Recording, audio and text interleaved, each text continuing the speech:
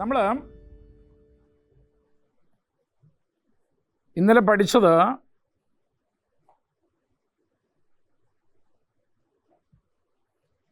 ലീഡർഷിപ്പിലേക്ക് അല്ലെങ്കിൽ നേതൃത്വത്തിലേക്കുള്ള വിളി നമുക്കുണ്ടെങ്കിലും നമ്മളെ തടസ്സപ്പെടുത്തുന്ന, തടഞ്ഞു നിർത്തുന്ന, അല്ലെങ്കിൽ നമ്മൾ ഒതുക്കുന്ന കാര്യങ്ങൾ എന്തൊക്കെയായിരുന്നാണ് നമ്മൾ പഠിച്ചുകൊണ്ടിരുന്നത്.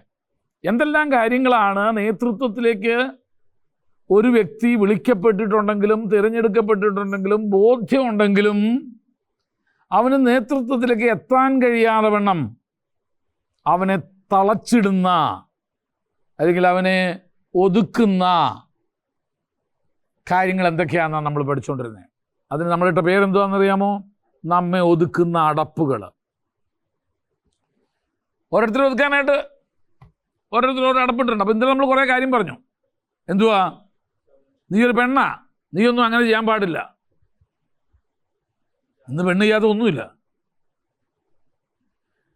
നീ ഇന്ന ജാതിയിൽപ്പെട്ടവനാ, ഈ ജാതിക്കാർക്ക് ഇത് നിഷിദ്ധമാണ്, അതവർക്ക് ചെയ്യാൻ പാടില്ലാത്തതാ. അപ്പം ഇങ്ങനെ ഒത്തിരി കാര്യങ്ങൾ പറഞ്ഞിട്ട് നിറത്തിന് പ്രാധാന്യം കൊടുക്കുകയാണെങ്കിൽ നീ കറുത്തതാ, നീ വെളുത്തതാ, നീ മഞ്ഞ, നീ ചോപ്പാ, അങ്ങനെയൊക്കെ പറഞ്ഞ് നമ്മൾ എന്ത് ചെയ്യാണ്? ഓരോ അടപ്പിട്ടിരിക്കുക കൊച്ചുനാൾ തൊട്ട് നമ്മുടെ മേലെ. എനിക്കത് ചെയ്യാൻ പാടില്ല, എന്നെക്കൊണ്ടത് പറ്റില്ല, എന്നെക്കൊണ്ട് സാധിക്കില്ല, ഞാനത് ചെയ്യാൻ പാടില്ല. അപ്പം മറ്റുള്ളവർ നമുക്കിടുന്ന അടപ്പുണ്ട്, നമ്മൾ തന്നെ സ്വയം ഇടുന്ന അടപ്പുണ്ട്. എന്തുവാ? എന്നെക്കൊണ്ട് പറ്റില്ല, എന്നെക്കൊണ്ട് സാധിക്കില്ല. അപ്പം നമ്മൾ സ്വയം ഇടുന്ന അടപ്പുകളുണ്ട്, മറ്റുള്ളവർ നമുക്കിടുന്ന അടപ്പുകളുണ്ട്. അതാണ് നമ്മൾ പഠിച്ചുകൊണ്ടിരിക്കുന്നത്. അതിന് നമ്മൾ വേറെ പുസ്തകത്തിൽ നിന്ന് ഒരാളെ നമ്മൾ ഒരു ഉദാഹരണമായിട്ട് എടുത്ത് പഠിക്കുക. കാരണം ഇതൊരു ക്രിസ്ത്യൻ ലീഡർഷിപ്പിൻ്റെ ക്ലാസ് ആയതുകൊണ്ട് നമ്മൾ എടുത്തു. ആരെ എടുത്തു? ഇസ്രായേലിൻ്റെ ആദ്യത്തെ രാജാവായിരുന്ന ശൗലിനെ നമ്മളെടുത്തു. അങ്ങനെ അവൻ്റെ ജീവിതത്തിൽ ഉണ്ടായിരുന്ന 5 അടപ്പുകളെ കുറിച്ച്, അതോ 6 എത്ര പഠിച്ചു ഇന്നലെ? 7 അടപ്പുകളെ കുറിച്ച് പഠിച്ചു. ഏതൊക്കെയാണ് നമ്മൾ പെട്ടെന്ന് നമുക്ക് പറഞ്ഞു നോക്കാം. 1, ഭയം. അവനെ രാജ്യസ്ഥാനത്തേക്ക് ഔദ്യോഗികമായി തെരഞ്ഞെടുക്കുന്നതിന് മുൻപ് തന്നെ ശമൂവേൽ അവനെ അഭിഷേകം ചെയ്ത് അവനോട് പറഞ്ഞതാ, നിന്റെ ജനത്തിൻ്റെ പ്രഭു, എൻ്റെ ജനത്തിൻ്റെ പ്രഭുവായിരിക്കാൻ ഞാൻ നിന്നെ അഭിഷേകം ചെയ്യുന്നു എന്ന് പറഞ്ഞിട്ട് ശമൂവേൽ അവനെ എന്ത് ചെയ്തതാ? അഭിഷേകം ചെയ്തതാ. പക്ഷെ എന്നിട്ടും സമയമായപ്പോൾ അവനെ എന്ത് ചെയ്യുന്നില്ല? കാണുന്നില്ല. അവൻ പോയി സാമാനങ്ങളുടെ ഇടയിൽ എന്ത് ചെയ്യുക? ഒളിച്ചിരിക്കുക. എന്താ കാരണം? am I qualified? എന്നെക്കൊണ്ട് പറ്റുമോ? എന്നെക്കൊണ്ട് സാധിക്കുമോ? എനിക്ക് മുൻപരിചയം ഒന്നുമില്ലല്ലോ. ഒരു ഭയം അവനെ എന്ത് ചെയ്തിരുന്നു? ഭരിച്ചിരുന്നു. അതുകൊണ്ടാണ് ഇനി ഭയമുള്ള 10 പേരെ കൊണ്ട് പോയി കഴിഞ്ഞാൽ ഒന്നും നടക്കത്തില്ല. അതുകൊണ്ടാണ് ദൈവം ആവർത്തിച്ച് താൻ തിരഞ്ഞെടുക്കുന്ന എല്ലാവരോടും പറയുന്നു, ഉറപ്പും ധൈര്യമുള്ളവനായിരിക്കുക, നീ ഭയപ്പെടരുത്, നീ നല്ല ഉറപ്പും ധൈര്യമുള്ളവനായിരിക്കുക, ഞാൻ മോശയോട് കൂടി ഇരുന്ന പോലെ നിന്നോട് കൂടി ഇരിക്കാം. ഗിദെയോൻ തൻ്റെ സൈന്യത്തെ തിരഞ്ഞെടുക്കുമ്പോൾ ഒറ്റ ആഹ്വാനത്തിൽ എത്ര ജനം? 10, 25,000, 23,000, 27,000 ജനം വന്നു. ഗിദെയോൻ പറഞ്ഞു, ഭയവും ഭീരുത്വം ഉള്ളവനൊക്കെ എന്ത് ചെയ്തോളാൻ പറഞ്ഞു? പൊക്കോളാൻ പറഞ്ഞു. നല്ലൊരു പങ്ക് പോയി. അവസാനം 10,000 പേര് അവൻ്റെ കൂടെ ശേഷിക്കുക. ദൈവം പറഞ്ഞു, നിൻ്റെ കൂടെയുള്ള ജനം ഇപ്പോഴും കൂടുതലാണ്, എനിക്ക് ഇത്രയും വേണ്ട. കാരണം ഇയാൾ കൂടിയാൽ എന്ത് ചെയ്യുന്ന? പാമ്പ് ചാവില്ലെന്നല്ല, ക്രെഡിറ്റ് മുഴുവൻ അവരെടുക്കും. എന്നെന്ത് പറഞ്ഞു? കുറേ ആളുകളെ നമുക്ക് എന്ത് ചെയ്യണം? എലിമിനേറ്റ് ചെയ്യണം, ഒഴിവാക്കണം. നീ വെള്ളത്തിനെടുക്കാൻ നടത്താൻ പറഞ്ഞു. അങ്ങനെ അവസാനം ദൈവത്തിൻ്റെ കാര്യങ്ങളിൽ ഒരു 300 പേര് മതി. പറഞ്ഞു, ഇത് മതി, ഇത് സ്നഫ്, ഇത്രയും മതി എനിക്ക്. വീമ്പ് പറയാനും ഒന്നുമില്ലല്ലോ ഇപ്പോൾ ഇവിടെ. 30,000 വന്നു. എത്ര പേര് പോയി? 20,000 പോയി. 10,000 ഉണ്ടായിരുന്നുള്ളൂ. എന്നിട്ട് പറഞ്ഞു അതും കൂടുതലാന്ന്. ഞങ്ങളുടെ ഈ കാശിനും കൊള്ളാത്ത കുറേ എണ്ണത്തെ കൂടുന്നതിനേക്കാൾ നല്ലത് ദൈവത്തിന് വേണ്ടി എന്തും ചെയ്യാൻ തയ്യാറുള്ള കുറച്ച് പേര് നിൻ്റെ കൂടെ നിൽക്കുക.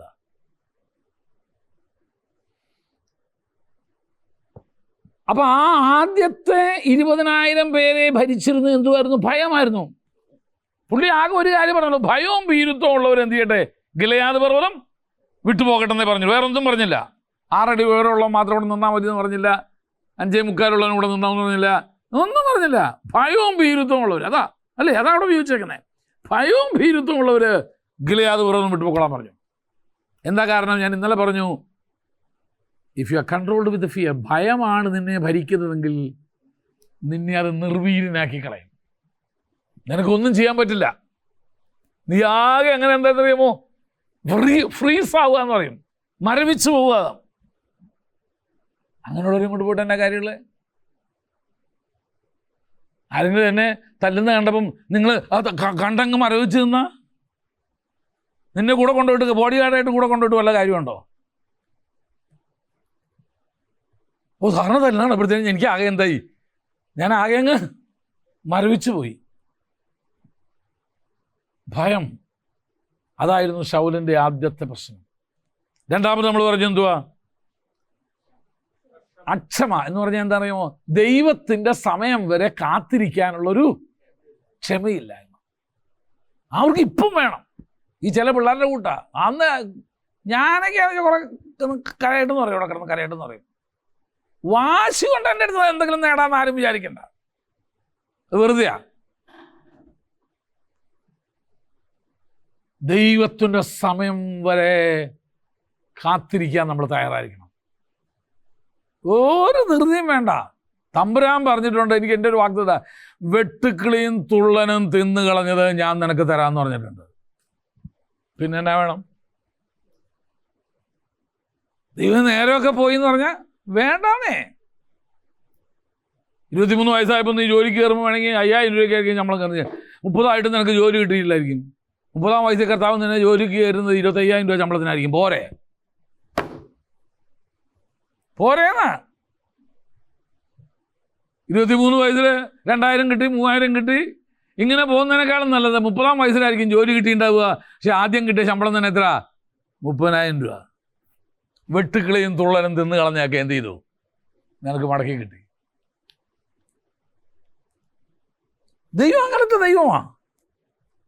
ദൈവത്തെക്കുറിച്ച് അങ്ങനെ ഒരു കാഴ്ചപ്പാടുണ്ടായി നോക്കി നിങ്ങൾക്ക്. വെട്ടുക്കിളിയും തുള്ളനും തിന്നത് എൻ്റെ ദൈവം മടക്കി തരുന്ന ദൈവമാണ്. ഞാൻ വിശ്വസ്തയോടെ നിന്നാൽ മതി, ഞാൻ ദൈവത്തിൻ്റെ സമയം വരെ എന്ന് കാത്തിരുന്നാൽ മതി. ഞാൻ വിശ്വസ്തയോടെ നിൽക്കുക, ദൈവത്തിൻ്റെ സമയം വരെ കാത്തിരിക്കുക. വെട്ടുക്കിളിയും തുള്ളനും തിന്നത് ഞാൻ നിനക്ക് മടക്കി തരാമെന്ന് തമ്പുരാൻ പറഞ്ഞേക്കുന്നൊരു വാഗ്ദത്തമാണ്. അടുത്തത് നമ്മൾ കണ്ടു, മറ്റുള്ളവരുടെ സ്വാധീനം എന്ന് പറഞ്ഞാൽ 4 പേരും എല്ലാം പറഞ്ഞ് അതങ്ങ് ചെയ്തോളൂ. ഇവന് സ്വന്തമായിരിക്കുന്ന ഒരു കാഴ്ചപ്പാടോ തീരുമാനമോ ഒന്നുമില്ല. ദ പ്രിയ പ്രഷർ, സമൂഹത്തിൽ നിന്ന് അവന് ലഭിക്കുന്ന സമ്മർദ്ദം അനുസരിച്ച് അവൻ കാര്യങ്ങൾ ചെയ്തുകൊണ്ടിരുന്നു. ദൈവം അവനോട് പറഞ്ഞതല്ല അവൻ ചെയ്യുന്ന പലപ്പോഴും. അവിടെ പറഞ്ഞ എന്നാന്നറിയാം, അവിടെ നമ്മൾ അതിന് വായിച്ചത് എന്നാന്നറിയാമോ? ജനം എന്നെ വിട്ടുപോകുന്നു എന്ന് ഞാൻ കണ്ടു, നീ വരാൻ നേരവും വൈകി, ഫെലിസ്തീനിതാ ഞങ്ങളോട് യുദ്ധത്തിനെടുത്തു, അതുകൊണ്ട് ഞാൻ എന്ത് ചെയ്തു? യാഗം അർപ്പിച്ചു പോയി. അവൻ ചെയ്യാൻ പാടില്ലാത്തതാ. അവിടെ ഞാൻ പറഞ്ഞു, ഒരിക്കലും ദൈവം നിങ്ങളെ ഏൽപ്പിക്കാത്ത ശുശ്രൂഷ നിങ്ങൾ എന്ത് ചെയ്യാൻ പോകരുത്. അവിടെ ആളില്ലാത്തതാണ് എൻ്റെ ചാൻസ് എന്നും ആരും എന്ത് ചെയ്യണ്ട, വിചാരിക്കണ്ട. അത് പ്രത്യേകം ഓർത്തോളോ, ദൈവദാസന്മാർ പ്രത്യേകം ഓർത്തോളോ. ഏതാ? അവിടെ ആളില്ലാത്തതാണ് ദൈവം എനിക്ക് തന്നിരിക്കുന്ന ഓപ്പർച്യൂണിറ്റി എന്ന് ആരും എന്ത് ചെയ്യണ്ട, ചിന്തിക്കണ്ട. That may be a good opportunity but not a godly opportunity. അതൊരു നല്ല അവസരമൊക്കെ ആയിരിക്കും, പക്ഷെ അത് തമ്പുരാൻ നിശ്ചയിച്ച അവസരമല്ല. Just wait. സ്നാനപ്പെടുത്താൻ എല്ലാം ക്രമീകരിച്ചിരുന്നു. സ്നാനം നടത്താൻ പാസ്റ്റർ വന്നില്ലെങ്കിൽ തമ്പുരാൻ എന്തോ ഉദ്ദേശമുണ്ട് അന്ന് സ്നാനം നടത്താതിരിക്കുന്നതിൽ. 2 ദിവസം കണ്ടപ്പം കാണാൻ അവൻ കള്ളി ഷാപ്പിൽ നിന്ന് ഇറങ്ങി വരുന്നു. കുടിച്ചിട്ട് സ്നാനപ്പെട്ടിട്ട് കള്ളി ഷാപ്പിൽ നിന്ന് ഇറങ്ങുന്നതെന്ന് പേദല്ലേ പെടാത്ത ഒരുത്തൻ. അവൻ ശരിയായിട്ടില്ലായിരുന്നു, അതുകൊണ്ടാണ് തമ്പുരാൻ എന്ത് ചെയ്യാഞ്ഞേ, അവനെ അയക്കാഞ്ഞത്. നമുക്കൊക്കെ സ്നാനപ്പെടുത്താൻ ഭയങ്കര ധൃതിയാ. ഒന്ന് വെയിറ്റ് ചെയ്യേ, ഒന്ന് വെയിറ്റ് ചെയ്യേ. നമുക്ക് വാക്യമുണ്ടല്ലോ, ഷണ്ണനെ എങ്ങനെ പോകണ. ഷണ്ണൻ അതിന് മുമ്പേ പുസ്തകം വായിക്കാൻ വന്നതാ ഇവിടുന്ന്. അവിടുന്ന് എത്യോപ്യ രാജ്യം ദൈവത്തെ ആരാധിക്കാൻ വേണ്ടി വന്ന് പോകുമ്പോൾ അവൻ അവിടുന്ന് ഒരുങ്ങി വന്ന, അല്ലാണ്ട് ഇവ കേട്ടപ്പം മുങ്ങാൻ തയ്യാറെടുത്തൊന്നും അല്ല. അപ്പോഴും സത്യം മനസ്സിലായെന്നേ ഉള്ളൂ. പക്ഷേ ഹി വാസ് ഓൾറെഡി, അവൻ്റെ മൈൻഡ് സെറ്റ് അതായിരുന്നു, എനിക്ക് ദൈവപ്രസാദപ്രകാരം ജീവിക്കണം. ഒരു തിരക്കും വെക്കണ്ട.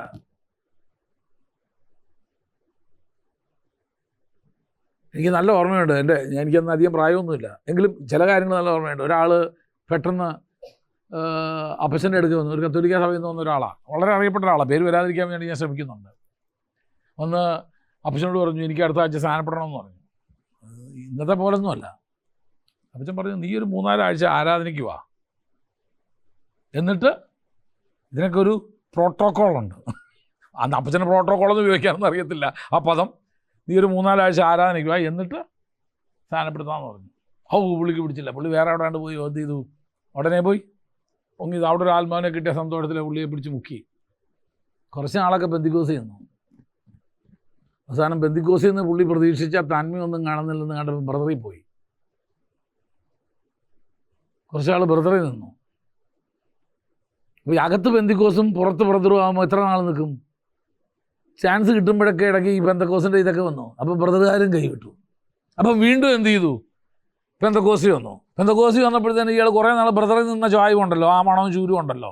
പെന്തിക്കോസി വന്ന ഇടയ്ക്ക് ബ്രദറിൻ്റെ കാര്യങ്ങൾ. അപ്പം പെന്തിക്കോസുകാരും വിട്ടു. ഇപ്പം പെന്തക്കോസും അല്ല, ബ്രദറും അല്ല, ഒന്നുമില്ല, വീട്ടിൽ തന്നെ കുത്തിയിരിക്കുക. അദ്ദേഹത്തിനൊരു ജീവചരിത്രം എഴുതിയിട്ടുണ്ട്. അത് എനിക്കൊന്ന് വായിച്ചാൽ കൊള്ളാമെന്നുണ്ട്. കാര്യം എന്നായി പുള്ളി എഴുതി പിടിപ്പിച്ചേക്കുന്നതെന്ന് അറിയണ്ടേ, നമുക്ക് അറിയണമല്ലോ. എന്നെ പുള്ളീനകത്ത് എഴുതി പിടിപ്പിച്ചതെന്ന് അറിയണ്ട, നമുക്കറിയാമല്ലോ. കുറേ തൃശ്ശൂർക്കാരനാ.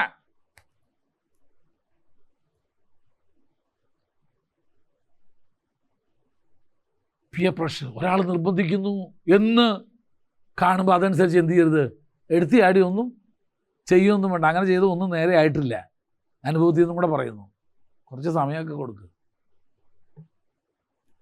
അടുത്തത്, അവർക്ക് എന്തുമായിരുന്നില്ലായിരുന്നു? അവർക്ക് യുദ്ധം ചെയ്യാനായിട്ടുള്ള ഒരു രാജാവിന് വേണ്ട ഏറ്റവും അടിയന്തര ആവശ്യം അടിയന്തര കാര്യം ആയുധങ്ങളാ. അപ്പൊ അവന് വേണ്ട ആയുധങ്ങൾ അവർക്കില്ലായിരുന്നു. നമ്മൾ വായിച്ചല്ലോ, 1 ശമൂവേൽ 13-ാം അധ്യായത്തിന്റെ 22-ാം വാക്യത്തിൽ വായിച്ചു. യുദ്ധസമയത്ത് ശൗലിനോടും യോനാഥാനോടും കൂടെയുള്ള ജനത്തിൽ ഒരുത്തനും വാളും കുന്തവും ഉണ്ടായിരുന്നില്ല. ഇതിനോടനുബന്ധിച്ച് പഠിക്കുന്ന വേറൊരു കാര്യം കൂടെ നിങ്ങൾ ഓർത്താൽ നല്ലതാണ്. ഇസ്രയേൽ ജനത്തിൻ്റെ ഇടയിൽ ഒരു കൊല്ലനും ഉണ്ടായിരുന്നില്ല, നിങ്ങൾക്കറിയാമോ? അതുകൊണ്ട് അവർക്ക് ആയുധം മൂർച്ച വരുത്തുന്നതിന് വേണ്ടി എപ്പോഴും പോയി ഫെലിസ്തീനെ ആശ്രയിക്കേണ്ടി വന്നു. വാക്യമുണ്ട്. ഇവൻ ഇന്നല്ലെങ്കിൽ നാളെ നമ്മുടെ അടുക്ക് വരുമെന്ന് ആർക്കറിയാം? ഫെലിസ്തീനെ അറിയാം. കാരണം എന്താ, ഇവരുടെ ഇടയിൽ കണ്ടോ, കിട്ടിയ വാക്യം കിട്ടിയ ഇവിടെ നിന്ന്. ഏതിൻ്റെ 19? അത് തന്നെ ആണോ? ഇസ്രായേൽ ജനത്തിന്റെ ഇടയിൽ ഒരു ലോഹപ്പണിക്കാരെന്ന് കുറച്ചുകൂടെ വിശദമായിട്ട്, പക്ഷെ ശരിക്കും ഉപയോഗിക്കുന്ന ഒരു കൊല്ലനും ഇല്ലായിരുന്നതാ. കാരണം അവനാണല്ലോ പണി ചെയ്യുന്നത്. വായിച്ചു.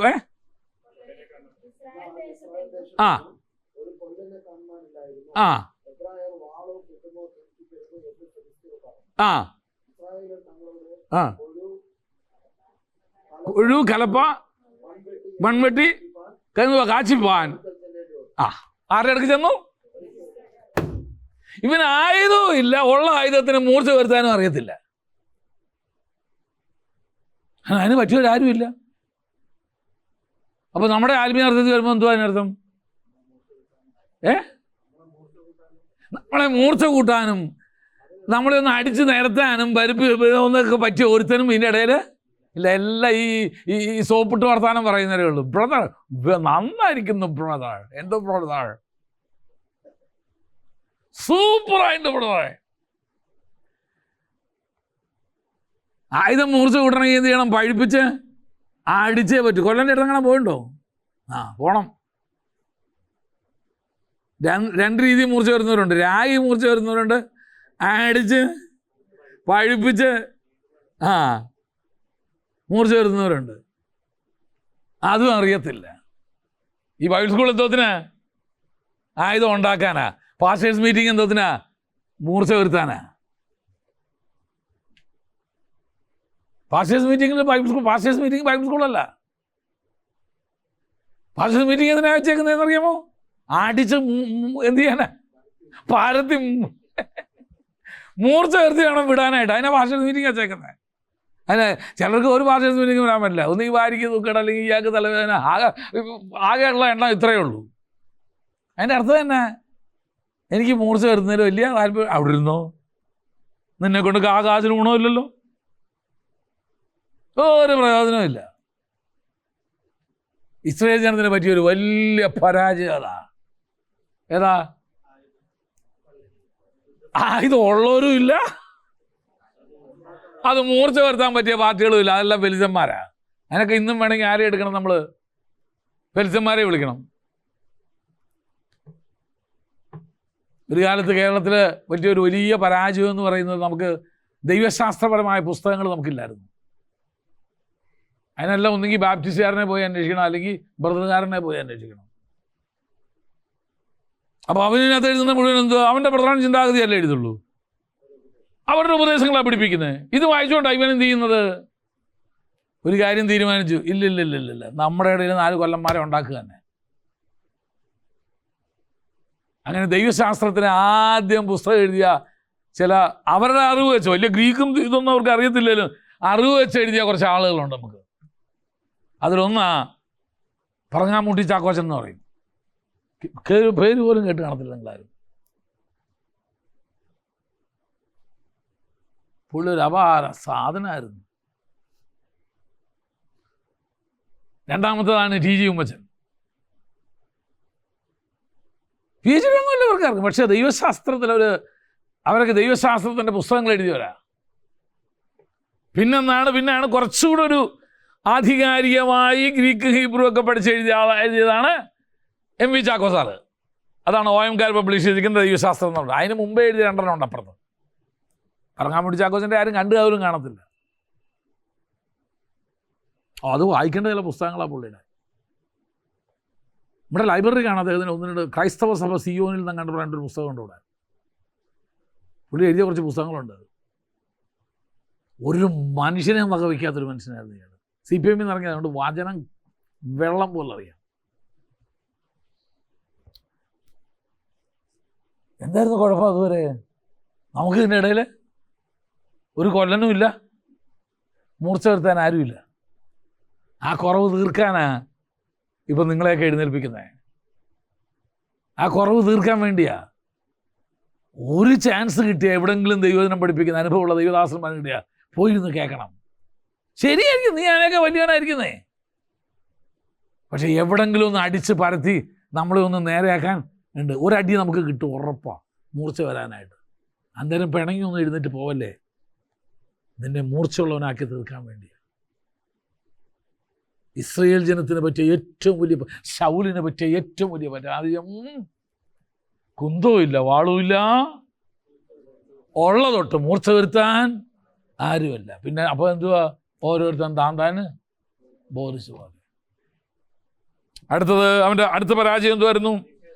നിഷേധ മനോഭാവം. ഇനി ആരെങ്കിലും വല്ലതും ഒന്ന് പറഞ്ഞു കൊടുത്താലോ, കേൾക്കാനോ അംഗീകരിക്കാനോ എങ്ങനെ എന്നെ പോലെ ദൈവം പിള്ളേരുള്ള ഞാനൊക്കെ എത്ര നാളായിട്ട് ഒരു നിഷേധ മനോഭാവമാണ്. അവരെയാണ് നമ്മൾ വിളിക്കുന്നത് നിഷേധിയ. എന്തോ പറഞ്ഞാലും എന്ത് ചെയ്യത്തില്ല, കേൾക്കില്ല. കുറച്ച് കഴിയുമ്പോൾ നിന്നോട് പറയത്തുമില്ല ആരും. നീയായി നിൻ്റെ പാടായി എന്ന് പറഞ്ഞ് എന്ത് ചെയ്യും, ഇല്ലേ, അങ്ങോട്ട് മാറ്റിയിടേ ഉള്ളൂ. ഞാൻ പറയത്തില്ല. ആരും നിന്നെ ഗുണദോഷിക്കത്തില്ല. നീ എന്ത് ചെയ്യുന്ന പോലും ആരും അന്വേഷിക്കും, വന്നില്ലേലും അന്വേഷിക്കില്ല. എന്താ കാരണം? കൊടുക്കുന്ന നിർദ്ദേശങ്ങൾ, ആലോചനകൾ ഏറ്റെടുക്കാൻ, ഉൾക്കൊള്ളാൻ, ക്രമീകരണം പ്രാപിക്കാനുള്ള മനസ്സില്ല. 6ാമത്തെ നമ്മൾ പഠിച്ചതിനാ എടുത്തിയാട്ട. ഒന്ന് ഇരുന്ന് രണ്ടാമതൊന്നും ചിന്തിക്കത്തില്ല. ഞാൻ അങ്ങനെ പറഞ്ഞാൽ വല്ലവർക്കും വേദനിക്കുമോ, ഞാൻ അങ്ങനെ ചെയ്ത ആർക്കെങ്കിലും ഭാരം ഉണ്ടാവുമോ? ചിലതൊക്കെ നമ്മൾ വിഴുങ്ങേണ്ടി വരും,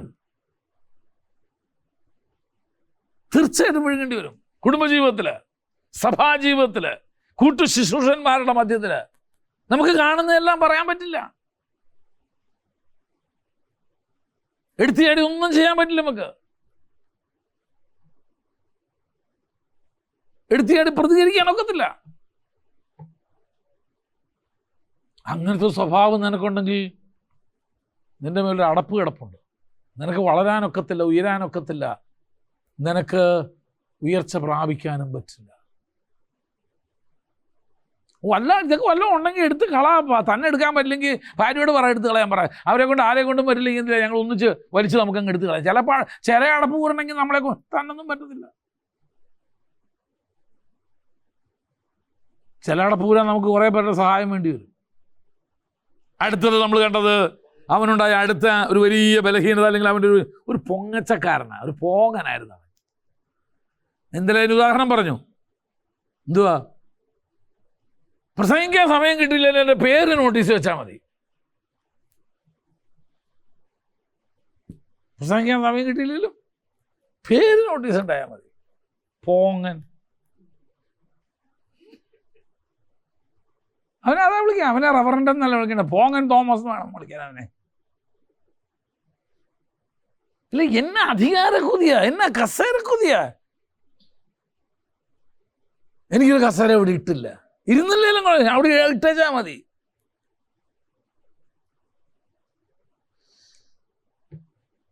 അത് അവനൊരു വലിയ ബലഹീനതയായിരുന്നു. അവിടെ നമ്മൾ വായിച്ചാൽ തൻ്റെ പേരിന് വേണ്ടി അവൻ എന്ത് ചെയ്തിരുന്നു? ജ്ഞാപക സ്തംഭങ്ങളെ അവൻ എന്ത് ചെയ്തിരുന്നു? ഉണ്ടാക്കിയിരുന്നു. ഇല്ലേ, മന്ത്രിമാർക്ക് എന്നാ തിരക്കാന്നറിയാമോ? ഇതിട്ടേച്ച് പോകത്തേ ഉള്ളൂ, കല്ലും ഇട്ടേച്ചങ്ങ് പോകും. അവരുടെ പേര് അതിനകത്ത് വന്നല്ലോ.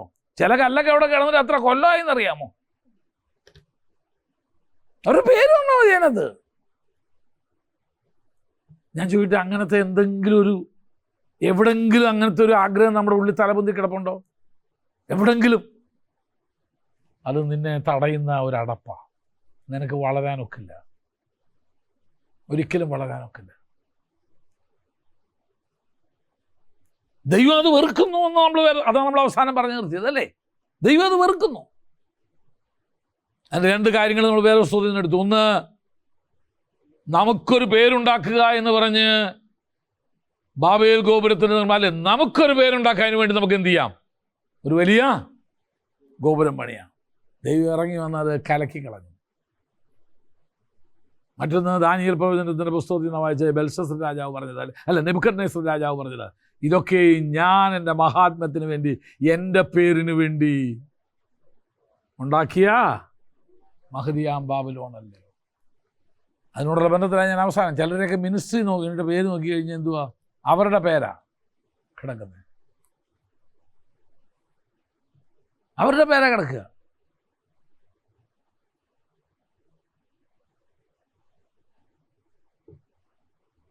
നിങ്ങൾ എന്തെങ്കിലും ഒരു മിനിസ്ട്രി എന്തെങ്കിലും തുടങ്ങുന്നെങ്കിൽ ദയവ് ഇത് നിങ്ങളുടെ പേര് തുടങ്ങല്ലേ.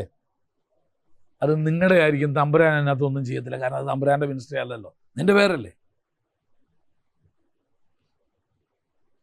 അടുത്തത്, എട്ടാമത്തേലേക്ക് നമ്മൾ പ്രവേശിക്കുക. ഇനി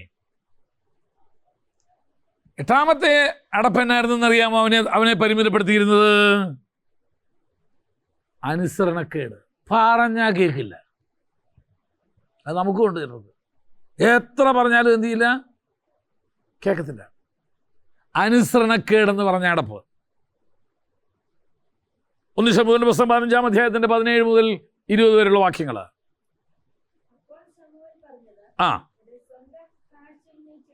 നിന്റെ സ്വന്തം കാഴ്ചയിൽ നീ ചെറിയവനായിരുന്നിട്ടും യഹോവ നിന്നെ ഇസ്രായേൽ ഗോത്രങ്ങൾക്ക് തലവനാക്കി വെച്ച് ഇസ്രായേലിന്റെ രാജാവായിട്ട് എന്ന് പറഞ്ഞാൽ നിനക്ക് ഒരു അർഹതയും ഇല്ലാത്ത സ്ഥാനത്തേക്കാണ് നിന്നെ തമ്പുരാൻ കൊണ്ടെത്തിച്ചതാ. ചെയ്തില്ലയോ? വായിച്ചോ.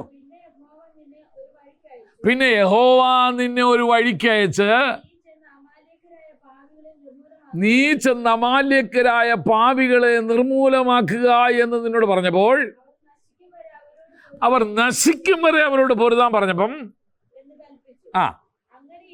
അങ്ങനെ ഇരിക്കെ നീ യഹോവയുടെ കൽപ്പന അനുസരിക്കാതെ. നിന്നെ തിരഞ്ഞെടുത്തത് എന്തിനായിരുന്നു? നിന്നെ വിളിച്ചത് എന്തിനാ? യഹോവയുടെ കൽപ്പന അനുസരിക്കാൻ വേണ്ടിയാ. അവനപ്പം നിനക്ക് തന്ന ദൗത്യം എന്തുവാ? നീ പോയി എന്ത് ചെയ്യണം? അമാലേക്കരെ നിർമൂലമാക്കി കളയണം. അവൻ ചെയ്തില്ല എന്ന് പറഞ്ഞാൽ പറ്റുന്നതൊക്കെ അനുസരിക്കും, അല്ലാത്തതൊന്നും എന്ത് ചെയ്യില്ല, അനുസരിക്കത്തില്ല. നമ്മുടെ ജീവിതത്തിൽ അങ്ങനെ ഉണ്ടോ? നമുക്ക് പറ്റുന്നത്, എന്നെക്കൊണ്ട് ഇത്രേ പറ്റൂ, വേണമെങ്കിൽ എന്ത് ചെയ്താൽ മതി, സ്വീകരിച്ചാൽ മതി. ആ മനോഭാവമാണോ നമുക്ക്? You cannot be A leader. നിനക്ക് ഒരിക്കലും ഒരു നേതൃസ്ഥാനത്തേക്ക് വരാൻ സാധിക്കത്തില്ല. കാരണം അനുസരണക്കേട് എന്നുള്ള ആ ഒരടപ്പ് അല്ലെങ്കിൽ ആ ഒരാത്മാവ് നിന്നെ എന്ത് ചെയ്തിരിക്കുന്നു? ലിമിറ്റ് ചെയ്തിരിക്കുന്നു, നിന്നെ പരിമിതപ്പെടുത്തിയിരിക്കുക. ഒന്ന് ചിന്തിക്കുന്നത് നല്ലതാണ്. ഒരുപക്ഷെ നിന്റെ നേതൃത്വമായിരിക്കും നിന്നോട് പറഞ്ഞ് അത് ചെയ്യണ്ടെന്ന്, പോകണ്ടെന്ന്, അങ്ങനെ ചെയ്യരുതെന്ന്. പക്ഷെ നിനക്കനുസരിക്കാൻ മനസ്സില്ലായിരുന്നു, നിനക്കത് ചെവിക്കൊള്ളാൻ മനസ്സില്ലായിരുന്നു. ശൗലിന്റെ ജീവിതത്തിലെ ഏറ്റവും വലിയൊരു പരാജയം അതായിരുന്നു, അനുസരണക്കേടായിരുന്നു. നമുക്ക് എവിടെയെങ്കിലും ഉണ്ടോ അവിടെ, ഏതെങ്കിലും മണ്ഡലത്തിൽ? അതോ നമ്മൾ പറ്റുന്നതൊക്കെ അനുസരിക്കും, പറ്റാത്ത അനുസരിക്കത്തില്ല എന്നുള്ള മനോഭാവമാണോ? അങ്ങനെയാണെങ്കിൽ നമ്മൾ വളരെ സൂക്ഷിച്ചേ പറ്റൂ. അടുത്തത്,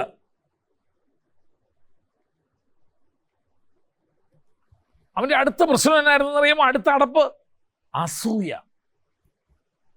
ഞാൻ ചോദിക്കട്ടെ, നമ്മളെക്കാൾ നന്നായിട്ട് ഒരാളൊരു പ്രസംഗം പ്രസംഗിച്ചാൽ അവനെ നമുക്കൊന്ന് അപ്രീഷിയേറ്റ് ചെയ്യാൻ കഴിയുമോ? അപ്രീഷിയേറ്റ് ചെയ്തിട്ട് ഒരു വാക്യം വായിച്ചാൽ പറഞ്ഞാൽ വായിച്ചു കൊടുക്കില്ലല്ലോ. അവൻ പ്രസംഗിക്കുമ്പോൾ ഒരു സ്തോത്രം പറയില്ലല്ലോ. അങ്ങനെ ഞാൻ പറഞ്ഞിട്ട് നീ അങ്ങനെ മുഴുക്കണ്ട, നല്ല പണം മെന്റാലിറ്റി. അങ്ങനെ ഞാൻ പറഞ്ഞിട്ട് ഞാനൊക്കെ എൻജോയ് ചെയ്തു, നീ അങ്ങനെ എന്ത് ചെയ്യണ്ട, അറിയണ്ട. എനിക്ക് അത്ഭുതം തോന്നിയിട്ടുണ്ട് ഈ സഭയെ കണ്ടിട്ട്. എനിക്ക് എത്രയോ നല്ല കാര്യങ്ങൾ ദൈവദാസന്മാർ ഇവിടെ നിന്ന് പറയുമ്പോൾ ഒരാമയം പറഞ്ഞൂടെ കുഞ്ഞ്, ഒരു സ്തോത്രം പറഞ്ഞൂടെ കുഞ്ഞ്, ഒന്ന് കൈയുയർത്തി ഒന്ന് ദൈവത്തെ സ്തുതിച്ചൂടെ? അതിനൊക്കെ നിങ്ങൾ ആഫ്രിക്കൻ ചർച്ചിൽ പോകണം.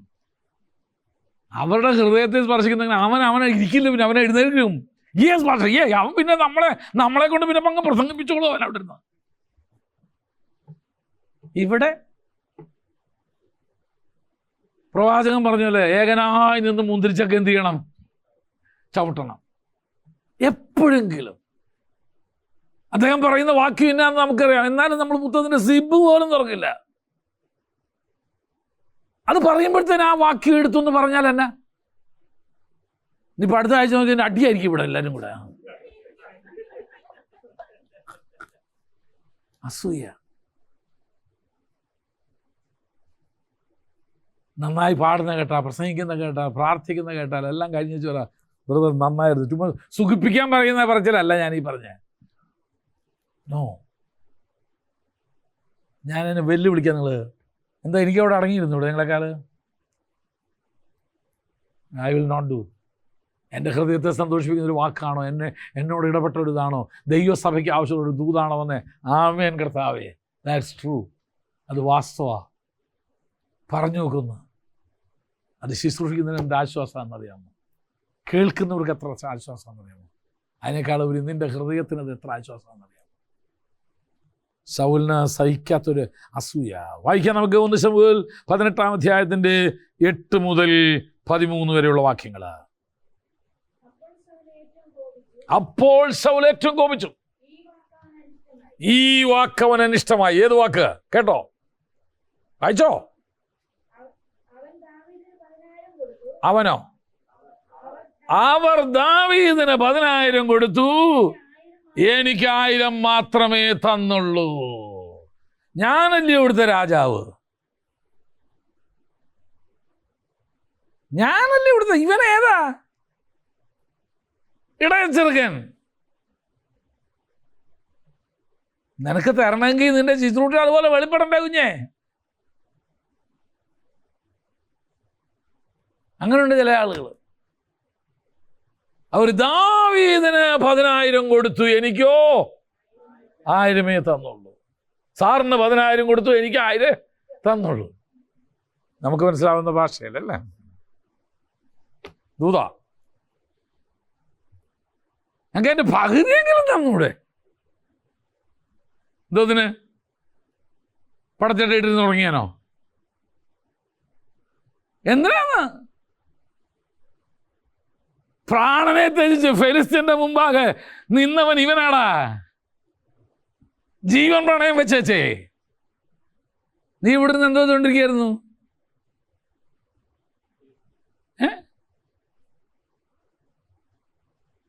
പ്രാണനെ പണയം വെച്ചൊരുത്തിന് അവൻ്റെ മുമ്പിൽ നിൽക്കുക.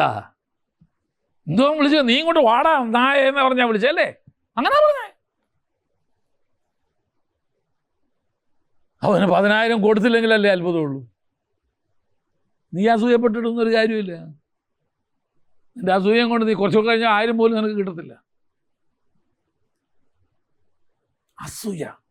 ഞാൻ ചോദിക്കട്ടെ, നമ്മളെക്കാൾ നന്നായിട്ട് ഒരുത്തിന് പ്രയോജനപ്പെടുന്നത് കാണുമ്പോൾ, നമ്മേക്കാൾ നന്നായിട്ട് ദൈവകരങ്ങൾ ഉപയോഗിക്കപ്പെടുന്നത് കാണുമ്പോൾ, നമ്മളെക്കാൾ നന്നായിട്ട് വേറൊരുവൻ മാനിക്കപ്പെടുന്നത് കാണുമ്പോൾ അസൂയപ്പെടാറുണ്ടോ? പിന്നെ അവനെന്നാ നമുക്ക് അറിഞ്ഞൂടെ? ഞാൻ അവന് വയൽക്കുളിപ്പ് വാങ്ങരുത് പെട്ടി വാങ്ങിച്ചു കൊടുത്തേ. ഞാൻ അവൻ വയൽക്കുളിപ്പ് വാങ്ങിട്ട് അവന് പാൻസ് വാങ്ങിച്ചു കൊടുത്തേ. വാങ്ങത്ത് പാന് പോലും ഇല്ലായിരുന്നു, ഞാനായിരുന്നു കൊടുത്തേ. എൻ്റെ പഴയ വൈകളും കൊണ്ടാവാൻ പോയേ. എത്ര പ്രാവശ്യം ഞാൻ കേട്ടിട്ടുണ്ട് ഓരോരുത്തർ പറയുന്നേ. അവൻ എപ്പോഴും ഇത്ര വലിയ ആളായേ? അവൻ എന്നാ ഇത്ര വലിയ ആളായേ? ഞാനാ നീ ഞാൻ പറഞ്ഞോണ്ടിരിക്കത്തേ ഉള്ളൂ ഇവിടെ. അവനെ ദൈവം അവന് പുകഴാനൊന്നുമില്ല, പ്രശംസിക്കാനൊന്നുമില്ല, അവനൊന്നുമില്ല. കർത്താവ് എനിക്കൊന്നുമില്ല. എനിക്ക് വേദവസം പോലും അറിയത്തില്ലായിരുന്നു. എനിക്ക് വേദവസം എന്തുവാന്ന് പോലും എനിക്ക് അറിയത്തില്ലായിരുന്നു. അവൻ ദൈവസന്നിധി താഴുന്തോറും തമ്പുരാൻ അവനെ താഴ്ത്തുന്നു, അവനെ ഞാൻ ഉയർത്തും. ഇവിടുത്തെ ഞാനാ പറഞ്ഞുകൊണ്ടിരിക്കുക. ഞാൻ ചോദിക്കട്ടെ കുഞ്ഞെ, ഇതൊക്കെ മനസ്സിലാക്കി കഴിഞ്ഞാൽ അതുകൊണ്ടാണ് ചിലത് ഞാനാ പറയുമ്പോൾ ഒന്നും മിണ്ടാത്തേ. ഇതൊന്നും അറിയുന്ന ആൾ നിൽക്കില്ല, ഇതൊന്നും നിൽക്കില്ല. ഞാനാ സഭയെ വളർത്തിയ, എന്നിട്ട് എൻ്റെ ദശാംശം കൊണ്ടാണ് ജീവിച്ചത്. എന്നിട്ട് ഇപ്പോഴോ ഇപ്പം 6 ദശാംശം കൊണ്ടാണ് ജീവിക്കുന്നത്. നീ കൊടുത്തിട്ട് എത്ര മാസമായി? ഇവിടെ ആട് 5 പൈസ കുറച്ചില്ലല്ലോ. ഇവിടെ വിളിച്ചത് ദൈവം തമ്പുരാനാടാ. ദൈവം തമ്പുരാനാ വിളിച്ചേ. അവൻ ലിവ്യാഥാന്റെ തല തകർത്താണെങ്കിലും തന്നെ വിളിച്ചവനെ ദൈവം തമ്പുരാൻ നടത്തിയിരിക്കും. ആ കാഴ്ചപ്പാട് പ്രാപിക്കണം ഈ ദിവസങ്ങളിൽ. ദൈവത്തിൽ നാം വെളിപ്പാട് ഏറ്റെടുക്കണം. ഒട്ടും അസൂയപ്പെടണ്ട. അവന് 10,000 കൊടുത്തെങ്കിൽ നീ വിശ്വസ്തയോടെ നിൽക്കുക. നിനക്ക് 1,00,000 തരാൻ ദൈവം വിശ്വസ്തനാകട്ടോ. അവന് 10,000 കൊടുത്തുള്ളൂ എന്ന് പറഞ്ഞ് നീ എന്ത് ചെയ്യണ്ട? അസൂയപ്പെടണ്ട. നീ താഴ്ത്തി കൊടുക്കുക. ദൈവസ്ഥനിൽ കർത്താവിനുള്ള വിധേയപ്പെടുത്തി കൊടുക്കുക. അവൻ നിന്നെയും മാനിക്കാൻ ശക്തനാ. അസൂയ അതിൻ്റെ വേരോളം വിഴുങ്ങളാ. ഞാൻ എപ്പോഴും നിങ്ങൾക്ക് ഒരു ക്ലാസ് എടുക്കുക, ഹൗ ടു ഡീൽ ജലസി. അസൂയയെ എങ്ങനെ കൈകാര്യം ചെയ്യണമെന്ന് ഒരു ക്ലാസ് വേണമെങ്കിൽ എടുത്തരാം ഞാൻ. അത് വേണമെന്നുള്ളവരൊന്ന് കൈ ഉയർത്തിക്ക്. അപ്പോൾ എല്ലാവർക്കും അസൂയ ഉണ്ടല്ലേ? അല്ല, ഞങ്ങൾക്കില്ല, ഉള്ള ഒരാളെ അറിയാം, അയാളെ ചികിത്സിക്കാൻ വേണ്ടിയായിരിക്കും അല്ലേ? എനിക്ക് വലിയ രസമുള്ള ചില ക്ലാസ്സുകൾ അതൊക്കെ. അപ്പോൾ നമ്മുടെ ജീവിതത്തിൽ ദാവീദ് ശൗലിനെ പരിമിതിപ്പെടുത്തി അടുത്ത വിഷയം. അന്ന് തൊട്ട് അവനോട് എന്ത് തുടങ്ങി എന്ന് പറഞ്ഞേ? അസൂയ തുടങ്ങി. അന്ന് തൊട്ട് അവനോട് അസൂയ വന്നാൽ ആദ്യം കണ്ണി കാണാം. അറിയാമോ? അസൂയ വന്നാൽ ആദ്യം കണ്ണി കാണാം. ആ നോട്ടം കണ്ടാ അറിയാം.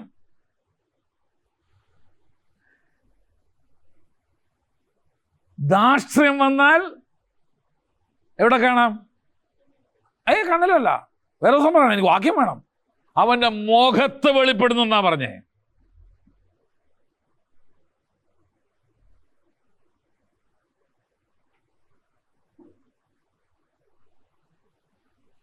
ദൈവങ്ങളുടെ പോയൊക്കെ നിൽക്കുമ്പോൾ ഒന്ന് സൂക്ഷിച്ചോണം, കണ്ണൊക്കെ ഒന്ന് ചൊവ്വയാക്കിയിട്ട് അല്ലെ അറിയാം, എൻ്റെ കണ്ണി നോക്കി അറിയാം അത് എങ്ങനത്തെ കണ്ണാണ്.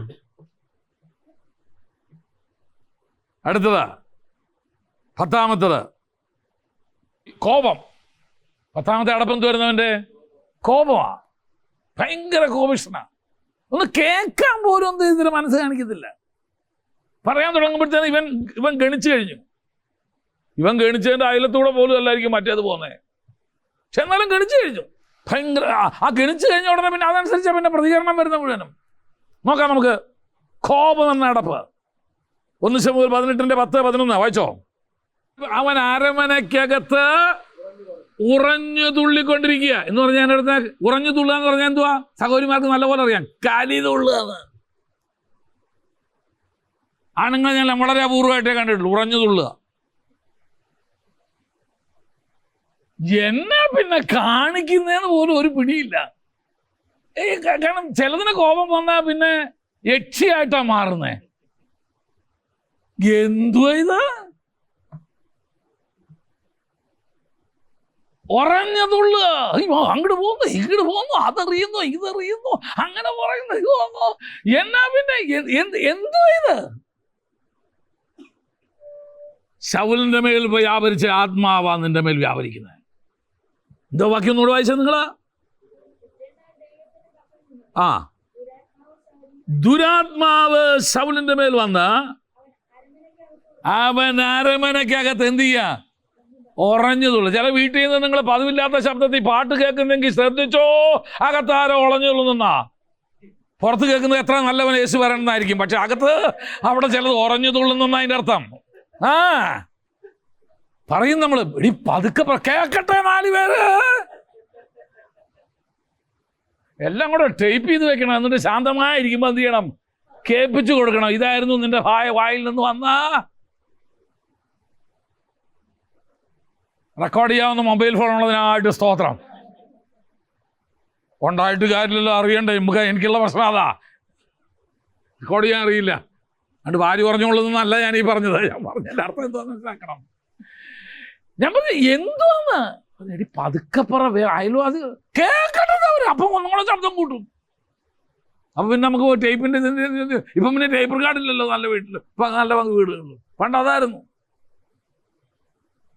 എന്തുവാ ഇത്? മൊബൈലിൽ നിന്ന് വരുന്ന പാട്ടിൻ്റെ പരിധി ഉണ്ടല്ലോ. അല്ലെ പിന്നെ സ്പീക്കർ വെച്ചിട്ട് അതിൻ്റെ വോളിയം കൂട്ടേണ്ടി വരും നമ്മൾ.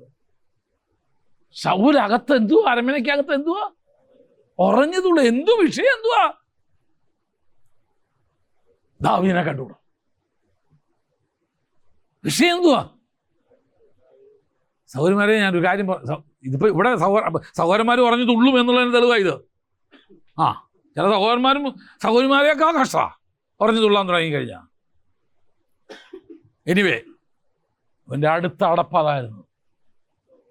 അവൻ്റെ ശുശ്രൂഷയിൽ നേതൃസ്ഥാനത്ത് അവന് തുടരാൻ കഴിയാതെ വണ്ണം അവനെ പരിമിതപ്പെടുത്തിയിരുന്ന, അവനെ പിടിച്ചു വച്ചിരുന്ന ഒന്ന് അവൻ്റെ കോപമായിരുന്നു. അവൻ്റെ കോപം. ചിലത് കോപം വന്നാൽ തലയിട്ടൊക്കെ ഇത് ചെയ്യും, കട്ട്ലരടിക്കും, വാലടിക്കും, ചിലത് നെഞ്ചത്തടിക്കും. അങ്ങ് ഇട്ട് കൊടുക്കണമെന്നേ, നോവുമ്പോൾ നിർത്തിക്കോളും.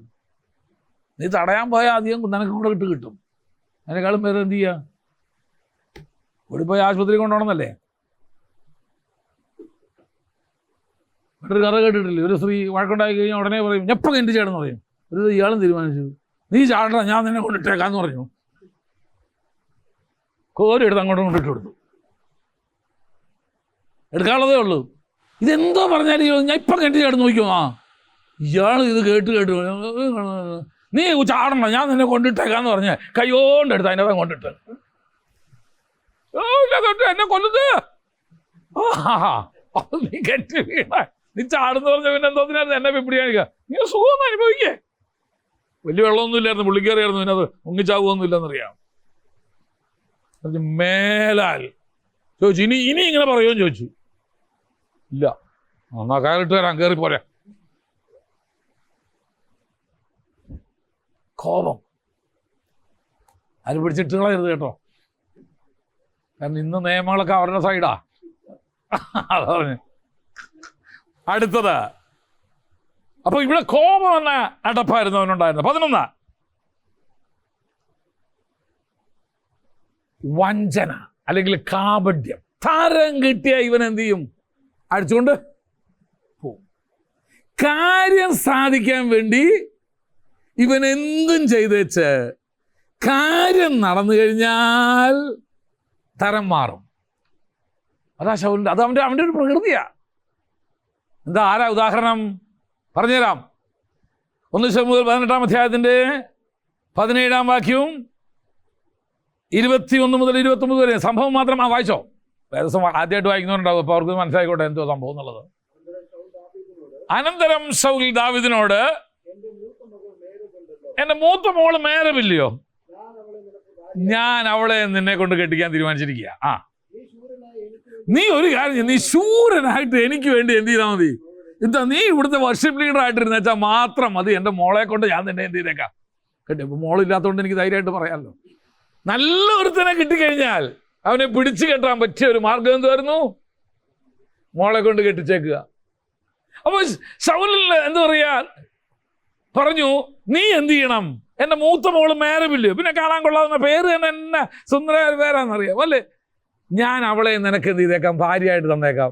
നീ ഒരു കാര്യം ചെയ്യുക, നീ ശൂരനായിരുന്നു, നീ ആ ശൂരനാ. കാരണം പിന്നെ കേട്ടു, ഭയങ്കര സാക്ഷിയല്ലേ, കരടിയെ കൊന്നവൻ, സിംഹത്തെ കൊന്നവൻ, എൻ്റെ അപ്പ. ഞാൻ ഇങ്ങനെ കൈയെടുത്തതിന് അവിടെ 1000 പേര് വീണു. ഇങ്ങനെ ഒരു പാട്ട് പാടാൻ തുടങ്ങിയപ്പോഴത്തേനും ഭൂതം എന്ത് ചെയ്തു, അലറി ഓടി. നീ ശൂരനായിരുന്നിട്ട് എന്ത് ചെയ്യണം, എൻ്റെ യുദ്ധസേവയൊക്കെ ചെയ്യാ തരാന്ന് പറഞ്ഞു. പൊട്ടൻ വിശ്വസിച്ചു. വായിച്ചോ. എന്തായിരുന്നു ഉദ്ദേശം? ഫെലിസ്ത്യരുടെ കൈ നിന്റെ മേൽ വീഴണം. കാരണം ഞാൻ നിന്നെ കൊന്ന, അമ്മായിപ്പം മരുമോനെ കൊന്നെന്ന് പറയും. അതുകൊണ്ട് നീ യുദ്ധം ചെയ്യാനായിട്ട് എനിക്ക് വേണ്ടി പോകുമ്പോൾ എന്ത് ചെയ്യണം, ഫെലിസ്ത്യർ നിന്നെ തട്ടിക്കോളും. അതോടുകൂടെ എൻ്റെ പേടി മാറി. പേടി മാറിയെന്ന് പറഞ്ഞാൽ നീ ഇനി രാജാവാകുമെന്നുള്ള. കാരണം ജനം ഇപ്പോഴേ പറയാൻ തുടങ്ങി എന്തുവാ, ദാവീദ് 10,000 കൊന്നവനാന്ന്. അതുകൊണ്ട് ഇവനെ തുടച്ചു മാറ്റാനുള്ളൊരു വലിയ കെണിയായിട്ടാണ്. താഴെ വായിച്ചോ, അതേ പറഞ്ഞ് തന്നെ അവിടെ ഉപയോഗിക്കുന്നുണ്ട്. വായിച്ചോ. ആ ആ ആ ആ ആ അവൾ അവന് ഒരു കെണിയായിരിക്കും എന്ന് അപ്പൻ കണ്ടേച്ച് മോളെ എന്ത് ചെയ്തു കൊടുക്കുക. എന്തിനാ? മോക്ക് ഭർത്താവിനെ കിട്ടാൻ വേണ്ടിയല്ല, ഇവനെ ഫെലിസ്ത്യരുടെ കയ്യാൽ ചെയ്യണം, ഒതുക്കണം. എന്നാ സമ്മതിക്കണം കേട്ടോ. ഞാൻ പലപ്പോഴും ആലോചിച്ചു, എൻ്റെ ദൈവം നമ്മൾ ഇങ്ങനെ ഒരുത്തരെയാണല്ലോ നീ ആദ്യത്തെ രാജാവാക്കി എടുത്ത് വെച്ചതെന്നോ. ഇല്ലായിരുന്നെങ്കിൽ നമുക്കിപ്പോൾ പഠിക്കാൻ പറ്റുമായിരുന്നു. എന്തുവായിരുന്നു? കെണിയായിരുന്നു. എന്നിട്ട് എന്തോ സംഭവിച്ചാൽ നോക്കിക്കേ. 21 മുതൽ താഴോട്ട് വായിച്ചേ. ആ ആ ആ നോക്കി അവനെ സമ്മതിപ്പിക്കാൻ പറഞ്ഞു. അതിന് ആളെയൊക്കെ ഇറക്കി രാജാവ്. പക്ഷെ ഉദ്ദേശം എന്തുവായിരുന്നു? ചതിയായിരുന്നു. ശുശ്രൂഷയിൽ നമ്മളെപ്പോഴെങ്കിലും ചതി ഉപയോഗിച്ചിട്ടുണ്ട്. ഇല്ല, ചിലരെയൊക്കെ പൊക്കി നമ്മൾ പറയുന്നത് എന്തിനാ? അല്ല, അത് പിന്നെ ചതിയല്ല. ചിലരെ നമ്മൾ ഉദാഹരണമില്ലേ, അയ്യോ ഈ അച്ചായനാണ് ഈ സഭയുടെ എല്ലാം ഈ അച്ചായനായി സഭയെ നിലനിർത്തുന്നത്. എന്തിനാ അച്ചായൻ്റെ ഇരിക്കുന്നത്? കുറച്ചുകൂടെ ഇങ്ങോട്ട് കിട്ടണം. അച്ചാൻ ഈടെ കുറച്ച് കാശ് കിട്ടിയിട്ടുണ്ട് നമുക്കറിയാം. അപ്പൊ അച്ചാനെ അങ്ങ് എന്ത് ചെയ്യാന്നറിയാമോ? പൊക്കി അങ്ങോട്ട് കൊണ്ടുപോവുക. എന്തിനാ? ചതി. അപ്പോസ്തലനായ പൗലോസ് പറഞ്ഞ വാക്ക് ഞാൻ കടമെടുക്കാം.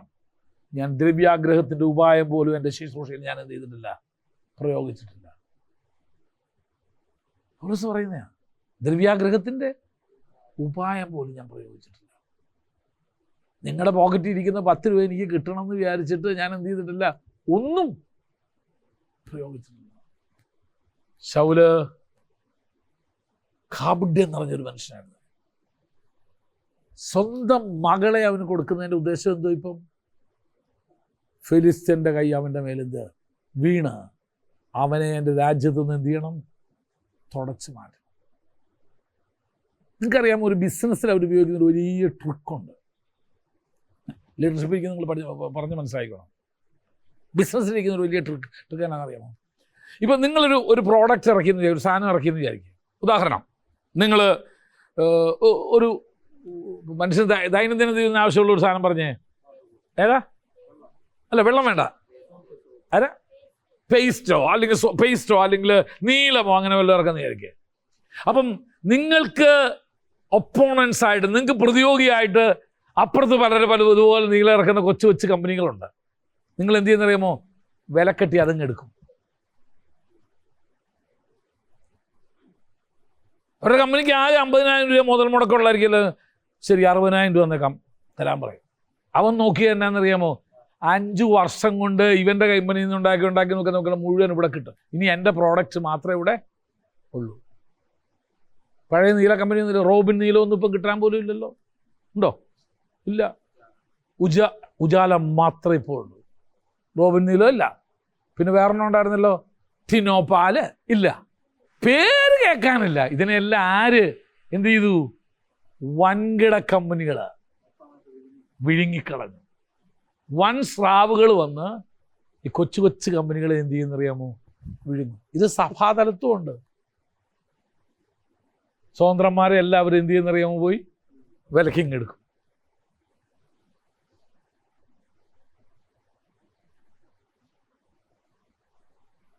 അതാണ് ഇവിടെ നടക്കുന്നത്. അത് ഉപായ രൂപത്തിൽ. ഇപ്പം ഇവിടുത്തെ വലിയ പല കമ്പനികൾ ഇപ്പം ബൈജു ഗ്രൂപ്പുകാർ വിലക്ക് വാങ്ങിച്ചല്ലോ. ഭയങ്കര ഒരു അല്ല, കാരണം അവർക്ക് ഇനിയിപ്പോൾ എന്തില്ല, ഒപ്പോണൻസ് ഇല്ലാണ്ടാക്കി, എതിരങ്ങളെ ഇല്ലാതാക്കുകയാണ് അവർ. അതേ തന്ത്രമായിരുന്നു ആര് ചെയ്തത്? ശൗല് ചെയ്തത്. സ്വന്തം മകളെ അവനോട് കൊടുത്തിട്ട്, ഇനിയിപ്പോൾ നിന്നേക്കാൾ എനിക്ക് യുദ്ധത്തിന് പറഞ്ഞയക്കാൻ പറ്റിയ വേറെ ആരുണ്ട് എൻ്റെ മരുമോനെ അല്ലാണ്ട്, വിടുക, അവനെ എന്ത് ചെയ്യുക? ഫിലിസ്തരുടെ കയ്യാൽ അവനെ എന്ത് ചെയ്യുക? നാമാവശേഷം ആക്കി കളയുക.